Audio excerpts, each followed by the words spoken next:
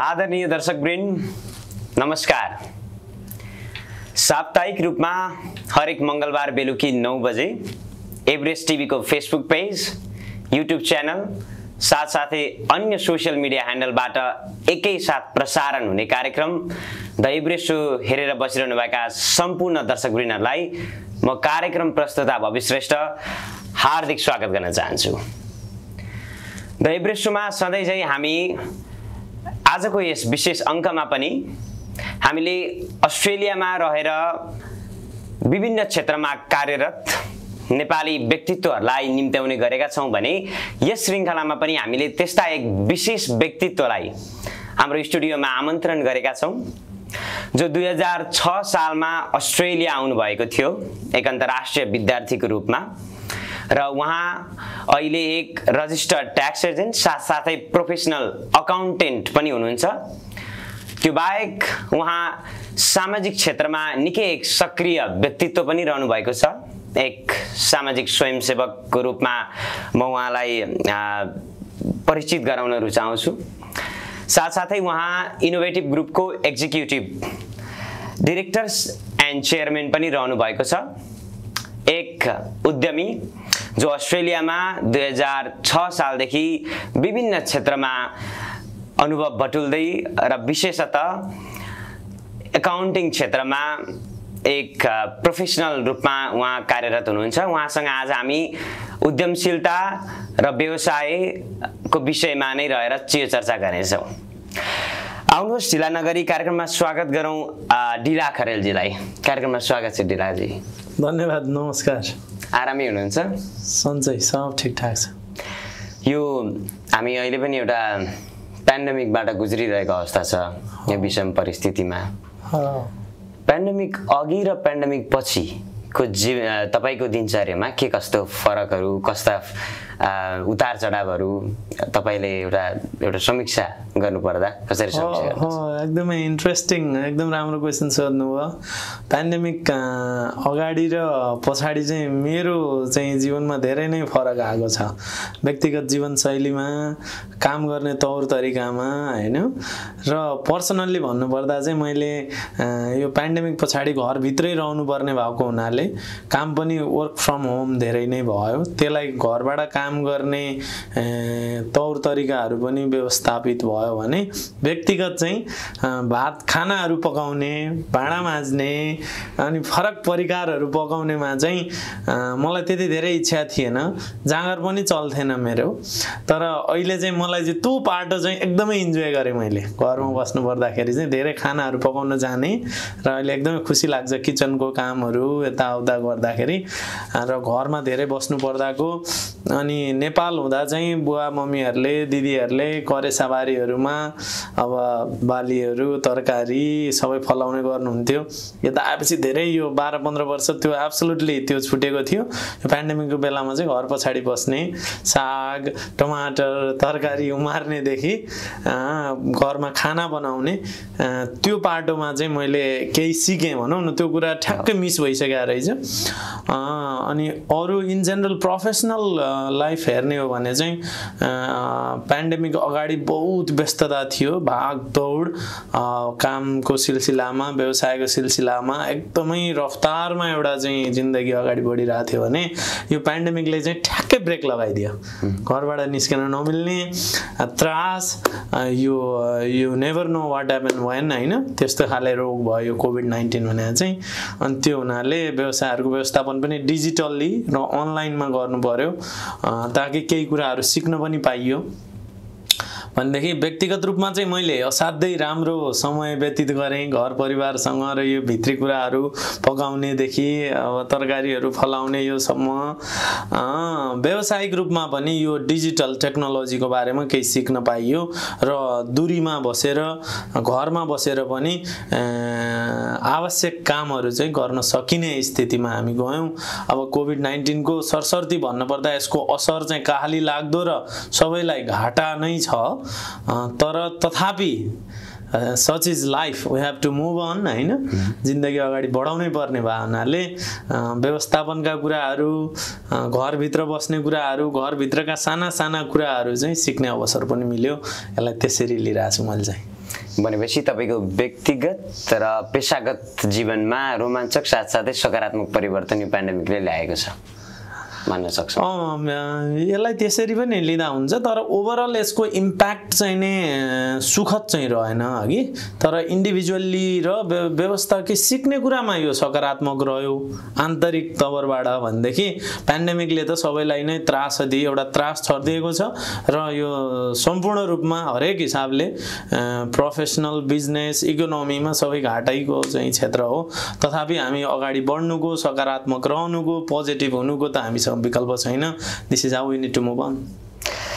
म तपाईको अलिकति बायोग्राफीलाई नै हाइलाइट गर्न चाहन्छु। साबिक नारायणपुरमा जन्मनु भएको, चितवन जिल्लामा जन्म भयो तपाईको हैन। तपाई सरकारी स्कुलबाट नै आफ्नो माध्यमिक तह पनि तपाईले उत्तीर्ण गर्नुभयो। हजुर हो। अहिले एउटा प्रोफेसनल एकाउन्टेन्ट हुनुहुन्छ अस्ट्रेलियामा। हो। तपाई सानो छँदा तपाईको मम्मीले तपाईलाई डाक्टर बनाउन चाहनुहुन्थ्यो र बुवाले चाहिँ एउटा गभर्नर भएको देख्ने इच्छा थियो बुवामा।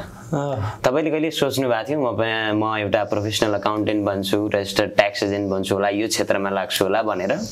के त्यतिखेर केही थियो तपाईको माइन्डमा? होइन, म अत्यन्तै सामान्य परिवारमा ग्रामीण भूभागमा जन्मिएँ, हुर्किएँ। बालापन जसरी गाउँघरमा तमाम नेपालीको बित्यो त्यसरी नै बित्या हो। यो तपाईँले भन्नुभएको चाहिँ अलि पछाडि एसएलसी दिइसकेपछि हाम्रो चाहिँ एसएलसीमा गाउँभरि नै फर्स्ट डिभिजन ल्याएर पास गर्नेहरूको चाहिँ चर्चा नै हुन्थ्यो एक किसिमको, र त्यो मध्ये एकजना म पनि परेको थिएँ।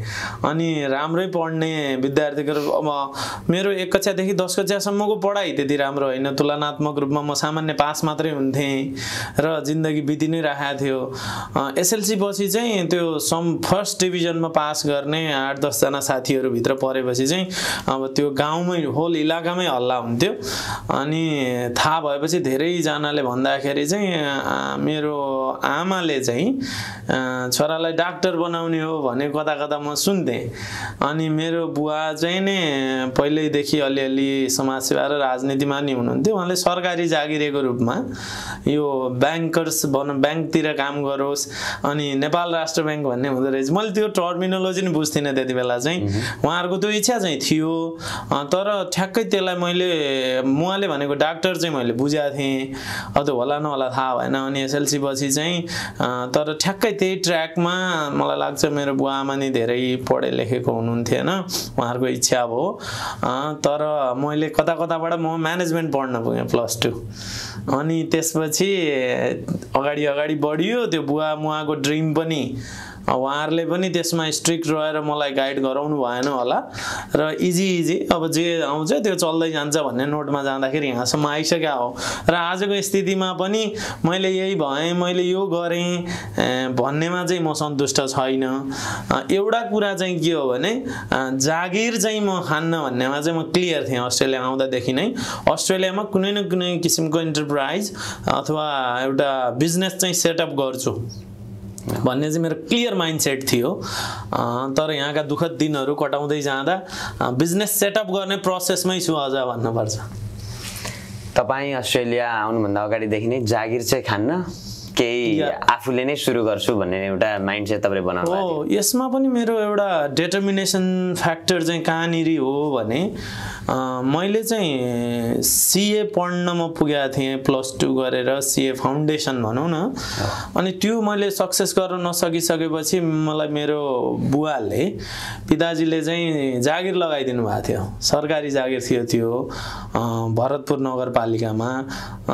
तर मैले यसमा कसैलाई दोष दिन चाहन्न, त्यति बेलाको वातावरण थियो होला। त्यसमा चाहिँ कुनै सिक्ने अवसर, प्रोग्रेस र नलेजको तपाईको प्रोफेसनल डेभलपमेन्ट हुने ठाउँ चाहिँ मैले त्यहाँ भेटिनँ। सो मैले फुल वेस्ट नै चाहिँ नभनौँ, धेरै कुरा त त्यहाँ पनि सिकियो, तर प्रोडक्टिभ चाहिँ 4 इयर्स मैले त्यहाँ बिताउन पाइनँ। त्यसपछि मैले भने जागिर भनेको यस्तो हुँदो रहेछ, I will never have a job भनेर कसैको अन्डरमा कहीँ कुनै पनि संस्थामा जागिर खान्न भनेर चाहिँ मैले भरतपुर नगरपालिकाको जागिर छोडेको। त्यसपछि मलाई जागिर खाने इच्छा कहिल्यै भएन। तथापि यहाँ आइसकेपछि अनेक किसिमका जागिर पनि गर्न चाहिँ पर्यो। भनेपछि तपाईँ नेपाल हुँदा पनि एउटा सरकारी जागिर छोड्नु भयो, जागिर खान्न भने। तपाईलाई अस्ट्रेलिया चाहिँ के कुराले ल्याइ पुर्यायो? यो पनि अनप्लान नै हो।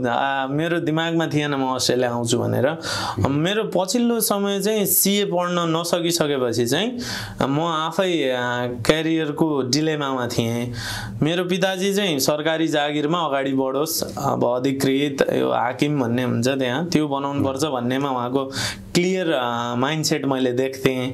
तर मलाई त्यो प्रेसर हुन्थ्यो र अनि त्यो केही समय पिताजीको इच्छामा त्यो जागिर गर्दै गर्दा त्यो प्रोडक्टिभ टाइम नभएको हुनाले आई वाज डिटरमिन्ड, मैले जागिर खान्न भन्नेमा म क्लियर थिएँ। अनि नेपालमै चाहिँ के थियो भने हामीसँग धेरै पुँजी पनि थिएन, अनि मेरो फ्यामिली ब्याकग्राउन्ड पनि सबै हामी फार्मिङतिर नै हो, धेरै त्यस्तो एन्टरप्रेन्योरसिप बिजनेसमा त्यस्तो कोही पनि थिएनौँ हामी। अनि क्यापिटल पनि नभएको, पढ्न पनि आफूले नसकेको, अनि त्यति बेला कुनै एक्जिट पोइन्ट चाहिँ मेरो माइन्डले खोजिरहेको थियो होला, त्यसलाई मैले आफैले त्यति बेला डिफाइन गर्न चाहिँ सकेको थिइनँ। अनि त्यही भरतपुर नगरपालिकामै काम गर्दै गर्दाको सिलसिलामा चाहिँ मेरो बेटर इङ्ग्लिस मलाई चाहिन्छ। त्यहाँ मैले काम एडमिनमा गर्थेँ, गर्दाखेरि विदेश जाने डकुमेन्टहरू, त्यहाँको एक्जिक्युटिभ मिटिङहरूको इङ्ग्लिस ट्रान्सलेसनहरू गरिदिनु पर्ने हुन्थ्यो। तथापि मेरो पढाइ र इङ्ग्लिसको स्पिकिङ भोकाबुलरीहरू त्यति बेला त्यहाँ पर्याप्त र एभाइलेबल इम्प्लोइ मध्ये एडजस्टेबल खालको भएको हुनाले मलाई चाहिँ इङ्ग्लिस राम्रो छ भन्ने पर्यो। तर अरूले त्यो रेफरेन्स दिन्थे भने म आफैलाई चाहिँ नो मेरो छैन भन्ने हुन्थ्यो। त्यो भएपछि मेरो इङ्ग्लिस राम्रो बनाउनु पर्छ भनेर म चाहिँ आइएल्स पढ्न थालेँ, इङ्ग्लिस ल्याङ्ग्वेज प्लस आइएल्स। त्यो पढ्ने क्रममा आइएल्स जब पढ्न थाल्यो अनि त्यसपछि अस्ट्रेलिया, युके, अझ विदेशैको कुरा आउँदाखेरि चाहिँ मलाई मेरो पिताजीले चाहिँ बेलायत नै जानुपर्छ, त्यहाँ गएर चाहिँ डिग्री पढ्ने भन्नुहुन्थ्यो। त्यो अलिअलि याद छ। तर उहाँ फेरि आफैमा विदेश जाने मानिसहरू त्यति धेरै मन पराउनुहुन्न, नेपालबाट बाहिर जाने राम्रो होइन भन्ने मेन्टालिटी थियो उहाँको चाहिँ। त्यो मेरो माइन्डले खोजिरहेको कुनै न कुनै एक्जिटको पोइन्टमा मेरो अङ्ग्रेजी राम्रो बनाउने बहानामा आइएल्स पढ्न पुगेँ। आइएल्सले मलाई अस्ट्रेलिया गएर पढ भनेर भन्यो, अनि म चाहिँ त्यसरी अस्ट्रेलिया आइपुगेँ। अब कुनै प्लान्ड होइन यो। र म 2 वर्षमै डिग्री गरेर तुरुन्तै नेपाल फर्किन्छु भनेर आएको थिएँ। आउनु भएको थियो? हो। के कुराले तपाईँलाई यहीँ राखिराख्यो त अहिलेसम्म? I don't know, such is life. अब यहाँ यस्तै छ, आइसकेपछि एकपछि अर्को, अब बिहान पछि साँझ हुन्छ भने जस्तै। अनि अनप्लान्ड हिसाबबाटै नै चाहिँ अगाडि बढियो 1-2 वर्ष चाहिँ। अनि 2 वर्ष पढेर भइसकेपछि चाहिँ नेपाल गइहाल्दाखेरि एकाडेमिकल्ली त एउटा इन्टरनेसनल डिग्री त भयो, तर क्यापिटलको कुरा आयो त्यहाँनिर। नेपाल गएर के गर्ने त, फेरि ब्याकग्राउन्ड त त्यही नै हो। अनि त्यो भएपछि केही क्यापिटल कलेक्सन पनि गर्नुपर्छ, पैसा पनि चाहिन्छ, आर्थिक उपार्जन पनि गर्ने, ज्ञान पनि केही हासिल गर्ने भन्ने सवालमा चाहिँ अझै 1-2 वर्ष क्यापिटल कलेक्सनको टाइमको रूपमा लिने कि भनेर पैसा कमाउने सोचमा चाहिँ 1-2 वर्ष यता बस्ने लम्बियो मेरो दिमागले। त्यो भन्यो, त्यो बस्दै गर्दा त्यसपछि यहाँको बसाइलाई सहज हुन पर्मानेन्ट रेजिडेन्सी लिनुपर्छ भन्ने कुराहरू भयो। पढेर भएपछि हामी इलिजिबल हुँदो रहेछ त्यसको लागि। नेपालमा छन्जेरी मलाई पर्मानेन्ट रेजिडेन्ट पनि थाहा थिएन। यहाँ आएर तपाईँको अलमोस्ट लास्ट सेमेस्टरसम्म पनि मलाई थाहा थिएन। I am not into that. तर बसिसकेपछि पढेर भएपछि पर्मानेन्ट रेजिडेन्ट भयो भने चाहिँ अरू सजिलो हुन्छ, यहाँको बसोबासमा सहज हुन्छ, सुविधाहरू पाइन्छ, स्वास्थ्यको बारेमा हस्पिटलको कुराहरू भन्ने भएपछि चाहिँ अनि त्यतातिर लाग्यो। त्यो लागेपछि क्यापिटल अलिकति आर्थिक पनि साउन्ड हुनुपर्छ भन्ने माइन्डसेट भयो। अनि त्यो हुँदाहुँदै फेरि मलाई अर्को मेरो दिमागले चाहिँ जागिर गर्न हुन्न भन्ने थियो। अनि क्यापिटल कलेक्सन फेरि कामै गरेर जागिरै गरेर गर्नुपर्ने थियो। तत्काल आफूसँग क्यापिटल थिएन, अनि नेपालबाट पैसा ल्याउन सक्ने स्थिति पनि थिएन। त्यो भएपछि नेपालबाट ल्याउन सकिन्थ्यो होला, तर प्रोपर भिजन र आइडिया चाहिँ मेरो फ्यामिलीमा अथवा मेरो पिताजीलाई मैले बुझाउन सकिनँ होला। अनि त्यो भएपछि यहीँ केही गर्नुपर्छ भनेर क्यापिटल कलेक्सन प्लस यतै बस्नुपर्छ सहजताका लागि चाहिँ त्यो 2 वर्षमा फर्किने प्लान चाहिँ बसाइ लम्बिँदै गयो, चेन्ज भयो, लम्बिँदै गयो। तपाईँ अहिले इनोभेटिभ ग्रुपको एक्जिक्युटिभ चेयरम्यान हुनुहुन्छ होइन, डिरेक्टर हुनुहुन्छ। यो इनोभेटिभ एसोसिएट्सको रूपमा तपाईँले 2011मा स्थापना गर्नुभएको थियो एउटा अकाउन्टिङ फर्म। यो अहिले कसरी सञ्चालन गरिरहनु भएको छ, के सेवा सुविधाहरू दिइरहनु भएको छ इनोभेटिभ एसोसिएट्सबाट? हजुर यो प्राइमेरीली त्यही नै हो हाम्रो फुल स्केल एकाउन्टिङ र फाइनेन्सियल फर्म हो जब मैले त्यति बेला पढेर भ्याइसकेपछि मेरो त्यो माइन्डले भनिरहेको थियो कि त आफू चाहिँ जागिर होइन उद्यमशील बन्नुपर्छ भनेर मलाई मेरो माइन्ड र हार्ट एन्ड ब्रेन दुइटैबाट चाहिँ मैले त्यो आफूलाई गाइडिङ प्रिन्सिपलको रूपमा राखिरहेको थिएँ तर भने जस्तो छैन संसार गाह्रो छ परिस्थितिहरू तर त्यो चाहिँ मलाई कहीँ न कहीँ मेरो माइन्ड र हार्टमा चाहिँ त्यसले इन्जेक्ट गरिरहेको थिएँ मैले राखिरहेको थिएँ that was the guiding principle you have to be a entrepreneur you have to establish something भन्ने चाहिँ मलाई थियो र अनि 2011 मा पढेर भ्याइसकेपछि मैले अरू केही कामहरू पनि गरेँ र केही प्रोफेसनल इन्स्टिट्युसनहरूमा पनि काम गरेँ गर्दाखेरि आफै पनि केही गर्नुपर्छ भन्ने सवालमा सम्पूर्ण त यो एकाउन्टिङ र फाइनेन्सको अस्ट्रेलियाभरि काम गर्ने गरी हामीले यहाँको कर सम्बन्धी यहाँको कर्जा सम्बन्धी अब यहाँको चलेको टर्ममा भन्ने हो भने individual tax return company registration GST का कुराहरू ब्यासको कुराहरू कम्पनी ट्याक्स लजमेन्टको कुराहरू अनि personal loan home loan car loans short term business लोनहरू यो क्षेत्रमा हामीले काम गर्छौं र हामीले मोर देन 32 लेन्डर भन्छ ब्याङ्कहरू भनौं न उनीहरुसँग एक्रिडिएटेड भएर यो सम्बन्धी सेवा हामीले अस्ट्रेलिया भरि नै प्रोवाइड गर्छौं सबै क्लाइन्टलाई र हाम्रो अस्ट्रेलियाको 4 वटा राज्यमा चाहिँ स्टेट अफिसहरू पनि छ र यो एकाउन्टिङ र फाइनान्समा हामीले बेसरी काम गरेका छौं भनौं न बेसरी काम गरिरहनु भएको छ तपाईले भन्नुभयो एउटा व्यवसाय आफै गर्ने अरूको जागिर नखाने तपाईको त्यो नेपाल हुँदै देखेको सोच हैन यहाँ आएर पनि आफैले एउटा व्यवसाय सुरु गर्नुभयो बिस्तारै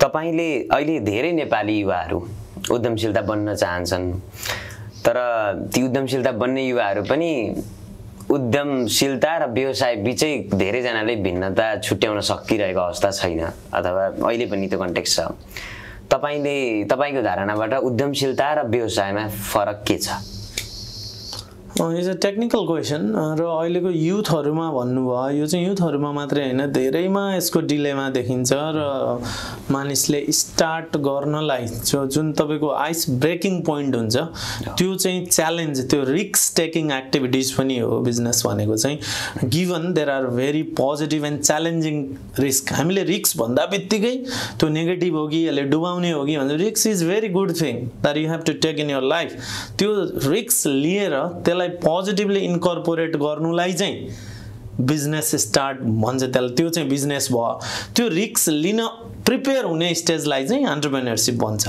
मैले चाहिँ त्यसरी बुझ्छु मेरो अहिलेसम्मको पढाइले ज्ञानले त्यो भन्छ त्यसमा खाली दुईटा कुरा हो बिजनेसै भनेको चाहिँ विथ नलेज आइडियाज इन्भेस्टमेन्ट तपाईले क्यापिटल इन्कर्पोरेट गरेर some sort of service and idea sell गर्नुहुन्छ र त्यसको कन्टिन्युटी हुन्छ भने त्यो चाहिँ बिजनेस भयो र त्यो बिजनेस गर्नु अगाडिको स्टेजलाई चाहिँ तपाईको स्टार्टअप अथवा त्यो चाहिँ एन्टरप्रेन्योरशिप भनेर त्यसलाई त्यो भन्दा अगाडिकोलाई चाहिँ भन्न सकिन्छ र युथमा मात्रै हैन तमाम धेरै जनमानसमा चाहिँ यो रिस्क टेकिङ एक्टिभिटीजको डिलेमा चाहिँ मैले पाउँछु इभन कति अरु प्रोजेक्टहरु गर्दा मैले सानो यो काम त अहिले गरिरहेको छु गिवन माइ डिटर्मिनेसन त्यसले मैले गरे भन्ने मलाई लाग्छ भने अरु बिग भेन्चरहरुमा पनि हामीले हात हाल्ने सवालमा अरु बिजनेसमा पनि म हिँड्छु त्यो गर्दा मलाई पनि त्यस्तै हुन्छ र मैले स्पेशली तपाईले युथको भन्नुभयो उहाँहरुलाई चाहिँ मैले चाहिँ के गर्ने गर्छु भन्देखि चाहिँ कुनै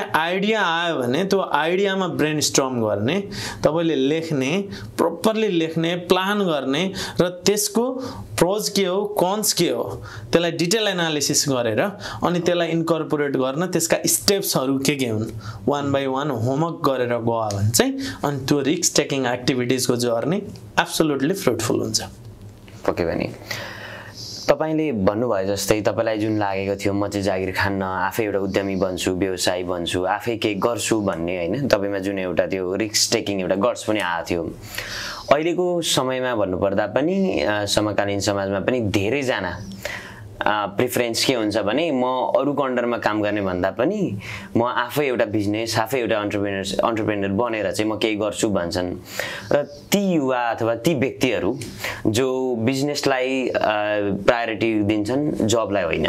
जो जब खान्न, अरूको अन्डरमा काम गर्दिनँ, म आफै चाहिँ केही बन्छु, म आफ्नै बलमा केही गरेर देखाउँछु भन्ने व्यक्तिहरूलाई जो तर सुरुवात गर्न डराइरहेका हुन्छन्, त्यो रिस्क फ्याक्टरहरू धेरै देखेर त्यो डर एउटा हुन्छ, ती व्यक्तिहरूलाई कस्तो खालको सुझाव दिनुहुन्छ तपाईँ?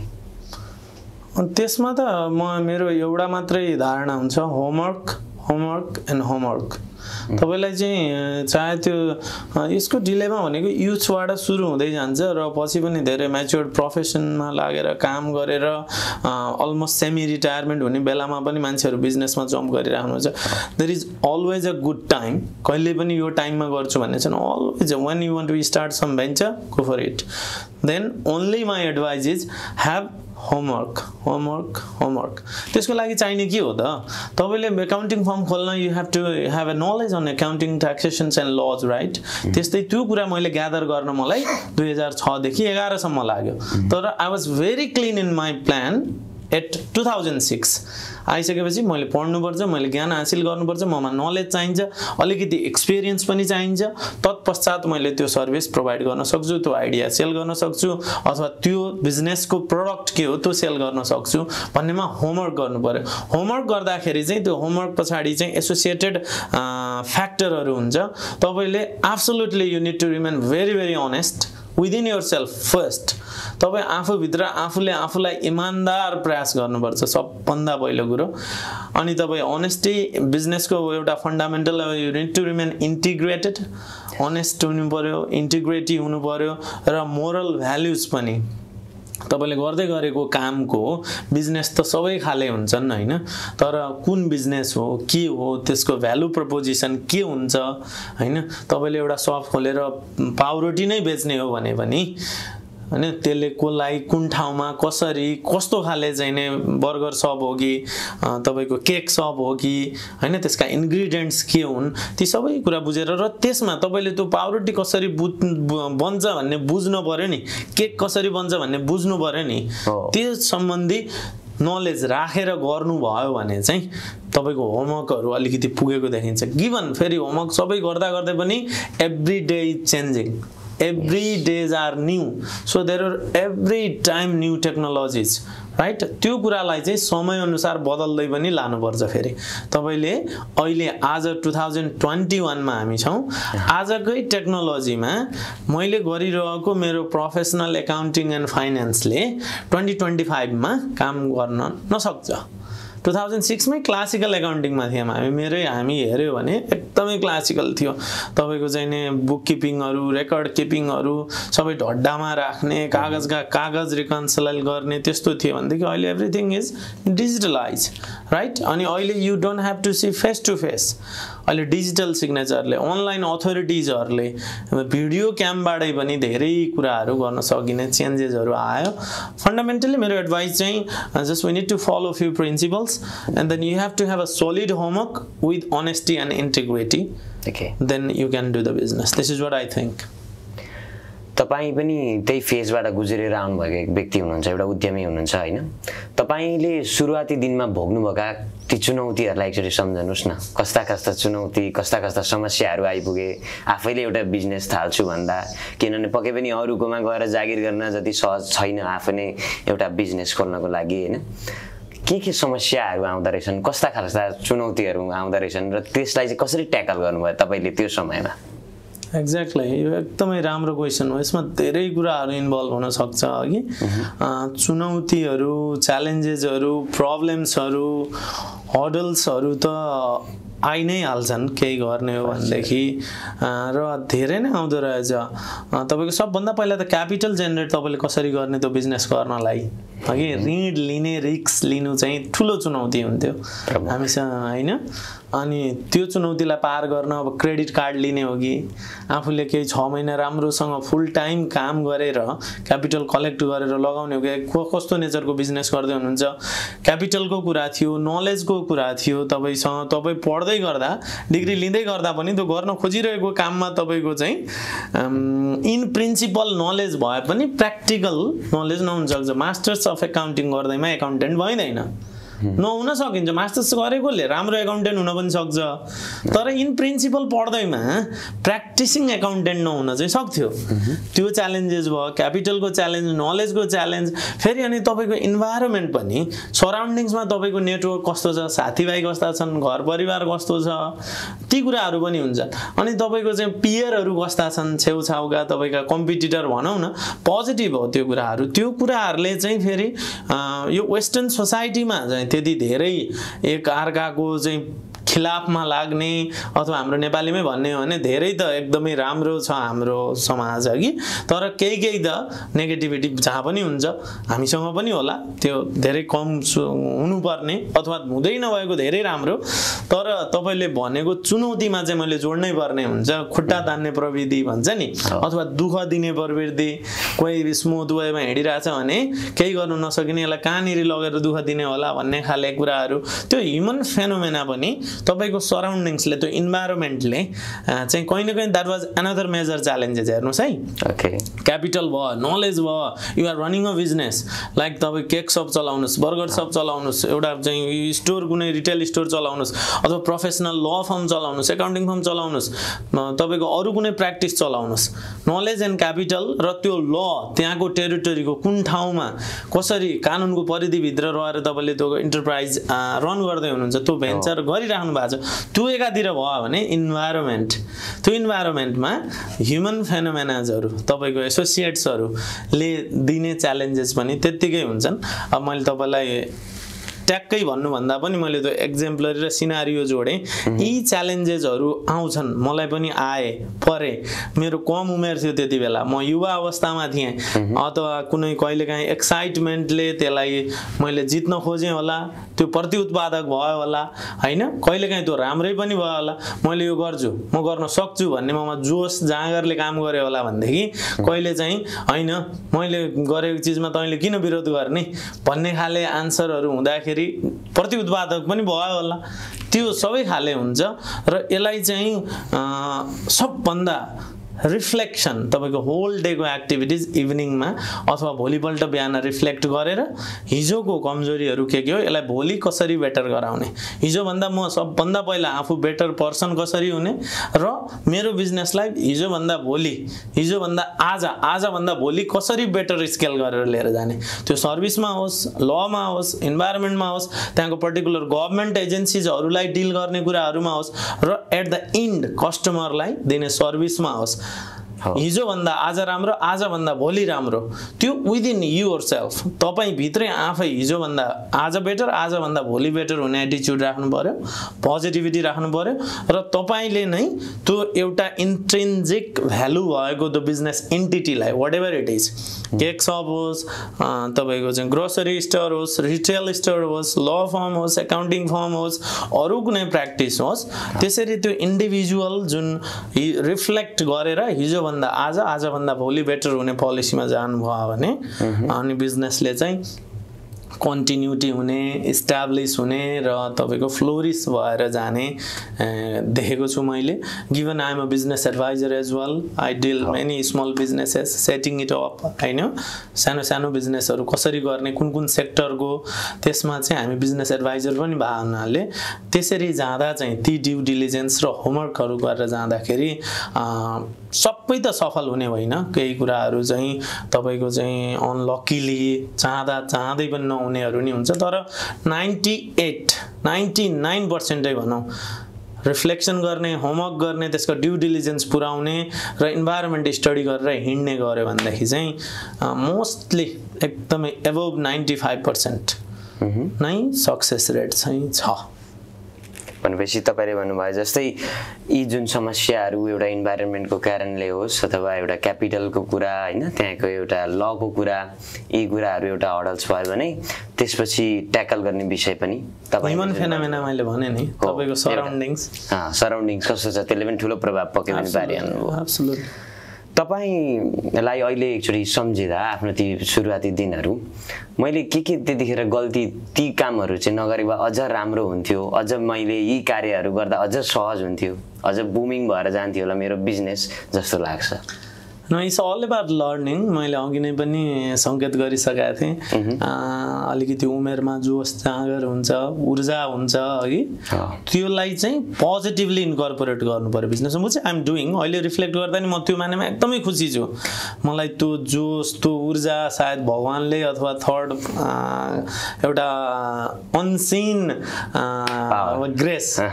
ग्रेस ममा इनबिल्ड भयो। त्यो अब मेरो बुवा मुवाको आशीर्वाद होला, फ्यामिलीहरूको सहयोग होला होइन, अनि इन्भाइरोमेन्टमा अरू सबैको सहयोग पनि होला। त्यसरी त्यो पाटोमा म एकदमै खुसी पनि छु। त्यो जोस जाँगर र ऊर्जालाई मैले इन्कर्पोरेट गर्ने जुन सोचेको थिएँ त्यता लाग्यो भन्नेमा। तर अझै योभन्दा धेरै राम्रो हुने धेरै कमजोरीहरू पनि मेरा थिए होलान् भन्ने पनि लाग्छ। लाइक तपाईँको चाहिँ नि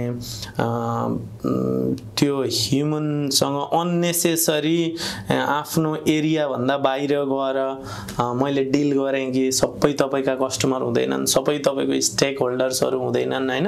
आइडेन्टिफिकेसनमा where you are, what you are doing, why you are here भन्ने कुरामा त्यो आफ्नो क्षेत्र आइडेन्टिफाई गरेर त्यसलाई आफ्नो सर्भिस स्पेसिफिकेसनमा चाहिँ म चुकेँ होला।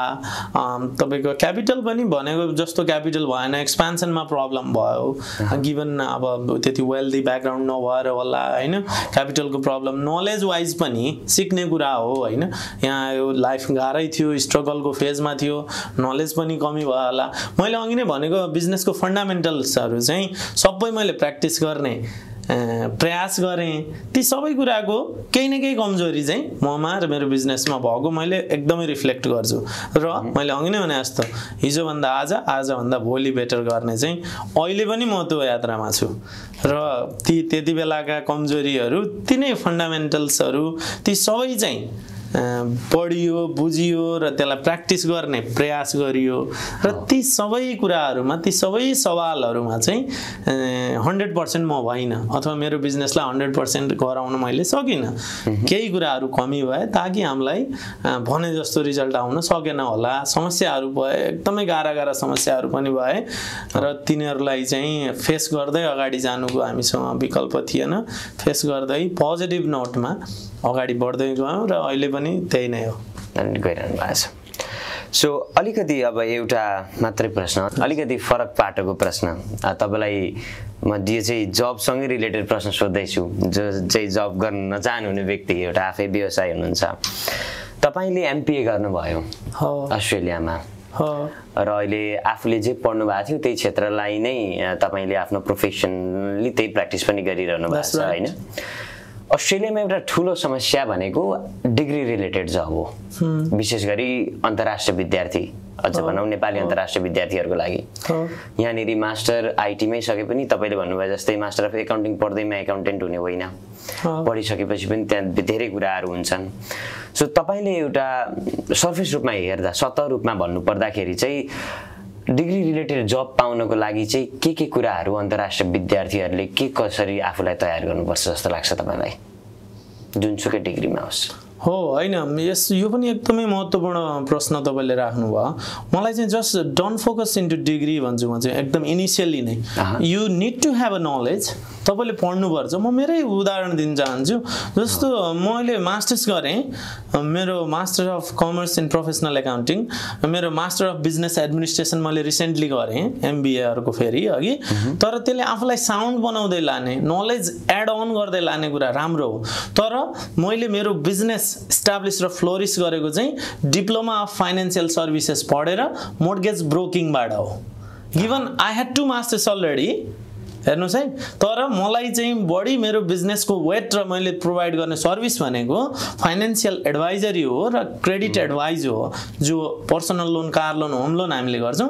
त्यो मेरो मास्टर्सले मलाई गर्न एलाउड गरेन। मैले आएर डिप्लोमा गर्नु पर्यो। डिप्लोमा अफ फाइनेन्सियल सर्भिसेस गरेँ, डिप्लोमा अफ क्रेडिट म्यानेजमेन्ट गरेँ, डिप्लोमा अफ फाइनेन्सियल प्लानिङ गरेँ मैले। हेर्नुहोस् है, मास्टर्स सकेपछि मैले 3टा डिप्लोमा गरेँ र त्यसले चाहिँ मलाई practice as a mortgage broker, mortgage consultant भएर होम लोनहरू राइट गर्नको लागि होम लोन राइटर बनायो मलाई, ताकि त्यो चाहिँ बिजनेस फ्लोरिस भएर गयो। त्यसले धेरै रेभेन्यू दिन थाल्यो र त्यसको चाहिँ डिमान्ड मार्केटमा रहेछ।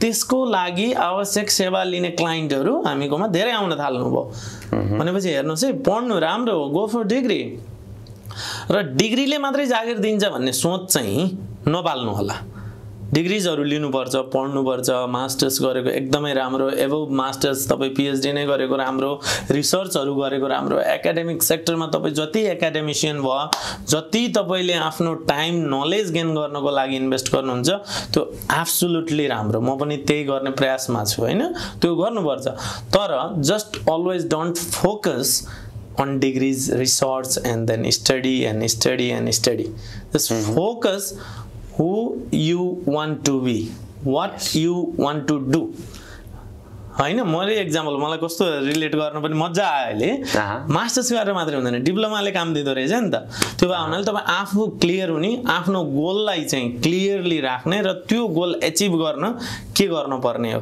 भन्ने तपाईले डिग्री गरे पनि हुन्छ नगरे पनि हुन्छ त्यो डिग्री गरिसकेपछि अनि आफ्नो गोलमा अगाडि बढ्नु पर्यो मास्टर्स गर्दैमा फेरि तपाईँ बुककिपर हुन नरिचाउने गर्नुभयो भने एमपीए भएर बुककिपर हुन्न भन्ने चाहिँ मेन्टालिटी राख्नुभयो भने हुँदैन मास्टर्स गरे पनि तपाईले स्टार्ट गर्दाखेरि सर्टिफिकेट फो बुककिपिङ गर्ने र तपाईले गर्ने काम एउटा तपाईले अझ बेटर रिजल्ट दिन सक्नुहुन्छ नि त so be prepared for everything getting knowledge is always good but you just focus on your goal and then तपाईले क्लियर आफ्नो गोल राख्नु भयो भने you can get the appropriate job in appropriate area मलाई त्यस्तो लाग्छ तपाईँ सामाजिक रूपमा पनि एकदमै सक्रिय व्यक्तित्व हुनुहुन्छ एनआरएनएमा पनि 2006 देखि नै लागि पर्नु भएको थियो तपाईँ हैन अस्ट्रेलिया आउनु भएदेखि नै एज अ स्टुडेन्ट कोअर्डिनेटरबाट सुरु भएको तपाईको यात्रा तपाईँ एक उद्यमी व्यवसायीको रूपमा चाहिँ एनआरएनएमा रहिरहँदा तपाईले उद्यमशीलता र अथवा भनौं व्यवसाय सम्बन्धी नै केही कुराहरुमा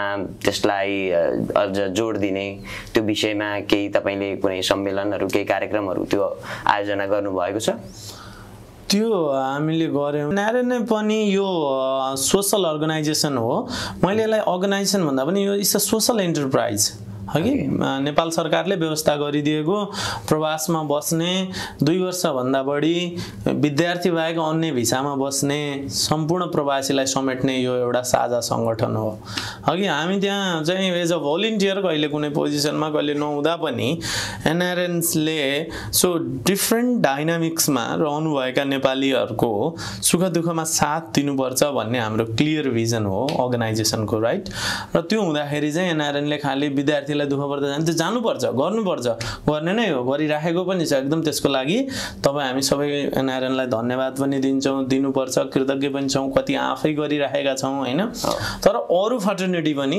हाम्रो समाजमा छ हामी व्यवसायीहरु होलान् विज्ञहरु होलान् प्रोफेसनल्सहरु होलान् र सबै यो एरियाको सबै फ्रेटर्निटीलाई चाहिँ एनआरएनले हेर्ने सवालमा म चाहिँ ट्रेजरर हुँदाखेरि हामीले चाहिँ एनआरएनले चाहिँ अलिकति लेभल अप गर्नुपर्छ विद्यार्थीहरुका समस्या र कहिलेकाहीँ यो कला संस्कृति साहित्यका कार्यक्रमहरु नेपालको भाषा जोगाउने कामहरु त्यो आफैमा राम्रो छ तर उद्यमशीलतामा लागेका साथीहरुलाई बिजनेस एन्टरप्रेन्योर्सहरुलाई बिजनेसम्यानहरुलाई यहाँको ट्याक्स पेयरहरुलाई यहाँको इकोनोमी कसरी चलिरहेछ अस्ट्रेलियन गभर्नमेन्टले यहाँको होल इकोनोमीबाट के बेनिफिट दिन सक्छ यहाँ कसरी बिजनेस गर्न सकिन्छ यहाँ बिजनेस किन गर्न राम्रो छ यहाँ किन उद्यमी हुने एन्टरप्रेन्योर किन हुने एन्टरप्राइजहरु किन डेभलप गर्ने र व्यवसायमा जानु एकदमै राम्रो कुरा हो जो गिवन मैले भने माइन्डसेटै क्लियर गरेर जागिर नखाने माइन्डसेटमा म नेपालबाट यहाँ थिए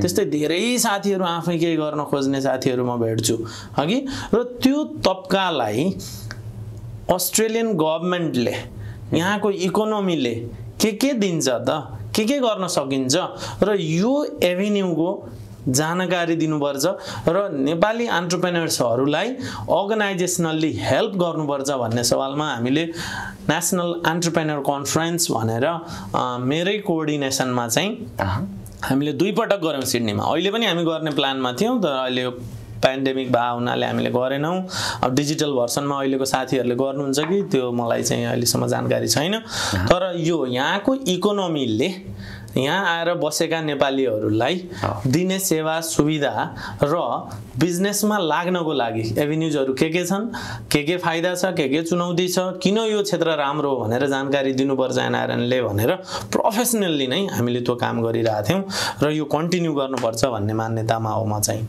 भनेपछि तपाईँले भनौँ नेसनल एन्टरप्रेन्योर कन्फरेन्स गर्नुभएको थियो अस्ट्रेलियामा नै, तपाईँ ट्रेजरर हुँदा गर्नुभएको थियो? 2 पटक ट्रेजरर हुँदा पनि स्पोक्सपर्सन हुँदा पनि गरेँ हो, मेरै कोअर्डिनेसनमा गरेँ। हामी यो विषयमा थप अर्को एपिसोडमा पनि पक्कै पनि चर्चा गर्ने नै छौँ र आजको श्रृङ्खलामा भने हामी अन्त्यमा आइपुगिसकेका छौँ।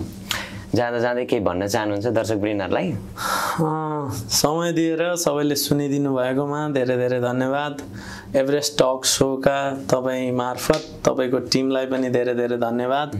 र मेरो अन्तिममा आज हाम्रो बिजनेस टक भएको हुनाले र म बिजनेसको भेरी गुड स्टुडेन्ट, म अझै पनि विद्यार्थी हुँ, बिजनेस सिक्दैछु, पढ्दैछु र तपाईँहरू जस्तो साथीहरूको मार्फत चाहिँ नयाँ यङ साथीहरू र अब अलिकति म्याच्योर एडल्ट अब त्यो भइसक्नु भएको र एउटा एजमा भएर डिलेमामा रहनु भएको साथीहरूलाई पनि मेरो सन्देश त के भनेर आफ्नो सेयरिङ्स चाहिँ के हो भने पोजिटिभ रिस्क हो बिजनेस एन्टरप्रेन्योरसिप भनेको र यसको लागि होमवर्क गरेर ती स्टेप्सहरू with honesty, integrity and value proposition यो कोणबाट तपाईँले चाहिँ त्यो पोजिटिभ रिस्क उठाउने चाहिँ भोलिबाटै स्टार्ट गर्नुहोस् प्लिज।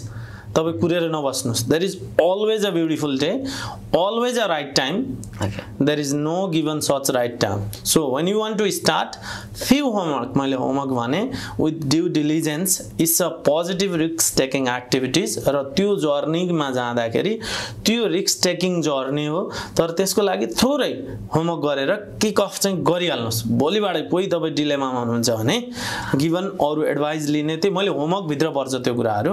र जागिर चाहिँ सकेसम्म मैले जागिर खानु आफैमा नराम्रो भन्दिनँ, तर लेभल अप गर्ने सवालमा अलिअलि पढी लेखेको तपाईँ हामी जतिको मान्छेहरू, अलिअलि क्यापिटल भएको मान्छेहरू चाहिँ अरूलाई जागिर दिने, अरूलाई पनि आफू जस्तै बनाउने सवालमा चाँडोभन्दा चाँडो लागियो भने चाहिँ यो संसार अत्यन्तै सुन्दर हुन्छ, तपाईँको जीवन पनि सुन्दर हुन्छ र अरू सबैलाई पनि सहयोग हुन्छ। This is what my message is. Thank you. निम्ता स्वीकार आइदिनु भयो, महत्त्वपूर्ण समय दिनुभयो र अमूल्य विचार तथा धारणाहरूको लागि पनि तपाईँलाई हार्दिक धन्यवाद दिन चाहन्छु। धेरै धेरै धन्यवाद। Thank you. Thank you very much. Thank you.